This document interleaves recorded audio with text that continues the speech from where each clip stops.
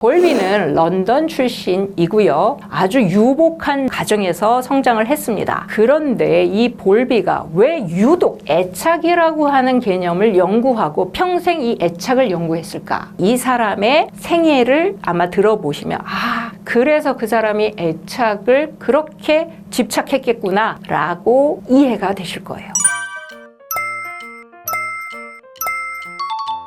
이 시기에는 아이를 잘 키운다라고 하는 것이 안아주지도 않고 매우 냉정하게 키우는 것을 잘 키운다고 생각을 했습니다. 그리고 이렇게 볼비가 성장한 중상류층 이상의 가정에서는 엄마가 아이를 키우기보다 유모 혹은 교육을 담당하는 사람이 아이를 전담해서 키우고 엄마는 아이를 일정 시간만 잠깐 만나는 것으로 교육을 하면 된다라고 생각했던 시기입니다. 그래서 볼비는 어릴 때부터 유모의 손에서 성장을 합니다. 볼비뿐만 아니라 볼비는 볼비를 포함한 4남매였는데 이 4남매가 모두 다 유모의 손에 성장을 합니다. 그런데 첫 번째 유모는 상당히 따뜻하고 밀접한 관계를 맺었지만 4살경에 자신을 키워줬던 유모가 이를 그만두면서 냉정하고 차가운 유모에게 성장을 하게 됩니다. 그러면서 이 볼비는 따뜻함이나 온정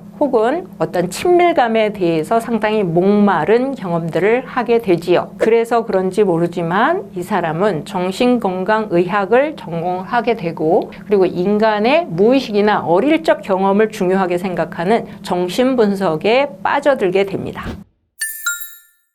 자, 그런데 이때 볼비가 한참 활동하던 때 2차 세계대전이 발발을 하고요. 이때 전쟁고아가 상당히 많이 발생하게 됩니다. 볼비는 이 전쟁고아들을 보살피는 고아원을 방문을 자주 했었는데요. 참 신기하게 이 고아원을 방문할 때마다 아이들한테 발견되는 증상들이 있었습니다. 그걸 뭐라고 하느냐? 시설 증후군이라고 합니다. 이 고아원은 상당히 잘 시설이 갖춰져 있고 아이들에게 충분한 영양을 공급을 했으며 환경적으로 어려움이 없도록 하는데 상당한 노력을 기울였습니다. 그런데도 불구하고 이 아이들은 잘 키도 크지 않고 사람하고 사회적 관계도 맺지 않고 그리고 심지어는 병에도 잘 걸려서 일찍 죽는 아이들도 상당히 많이 발견이 됩니다. 너무 이상하게 생각했던 볼비는 이 고아원에서 선생님들이 아이들을 어떻게 보살피는지를 관찰을 해봤죠. 그랬더니 이 선생님들은 많은 아이들을 한꺼번에 양육을 해야 되니까 절대로 아이들을 안아주지 않았습니다. 그래서 아이들을 먹을 것을 줄 때도 젖을 줄 때도 안아서 주는 것이 아니라 누워놓은 채로 젖을 주기도 하고요. 자기를 돌봐주는 양육자들과 신체적 접촉이 거의 없었던 거죠. 그랬더니 아이들이 잘 성장하지 않는 것을 발견을 하게 됩니다. 자, 볼비는 자신의 어릴 때의 경험 그리고 이 시설에 있는 고아들을 관찰하면서 알게 된 사실들을 배경으로 해서 이 애착이라고 하는 개념을 세상에 내놓게 되고 지금까지도 많은 영향을 미치고 있습니다.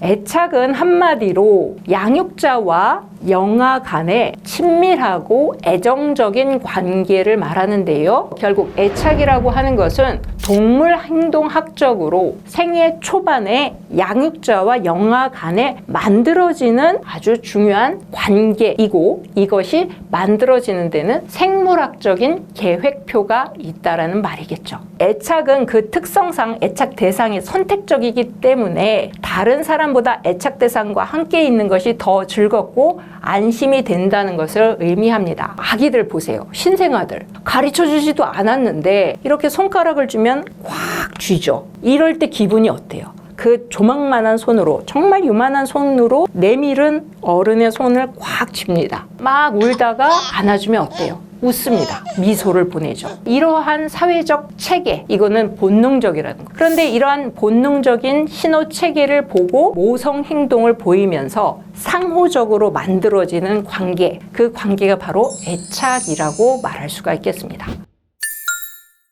자, 큐피 인형은요, 독일에서 만드는 애기 인형의 이름이에요. 자, 근데 이 인형 어떻게 생겼어요? 이렇게 귀엽고 사랑스럽고 아주 아기 같은 이런 외모를 보면 어때요?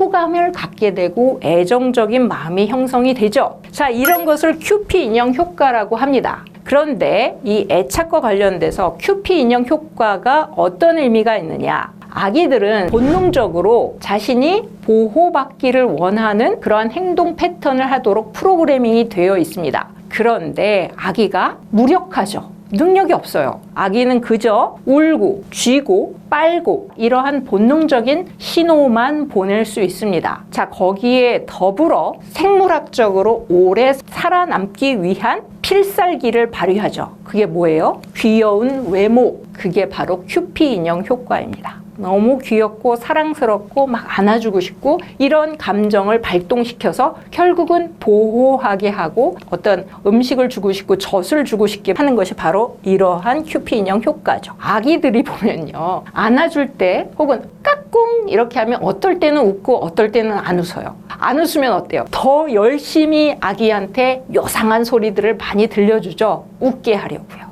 무관심을 보이면 양육자가 아이한테 더 매달리게 하는 효과가 있습니다. 자, 이렇게 영아가 보이는 관심과 무관심의 순환은 영아가 양육자와 의사소통 능력을 형성하는 데 매우 중요한 영향을 미치고 양육자는 아이한테 더 많이 애착을 갖게 되고 애정을 보이게 되는 거죠. 자, 영아의 특징들은 다른 사람들이 자신을 사랑하도록 하는데 중요한 역할을 하게 되는 것입니다. 그래서 그 애착의 형성을 더욱더 단단하게 만드는 것이죠.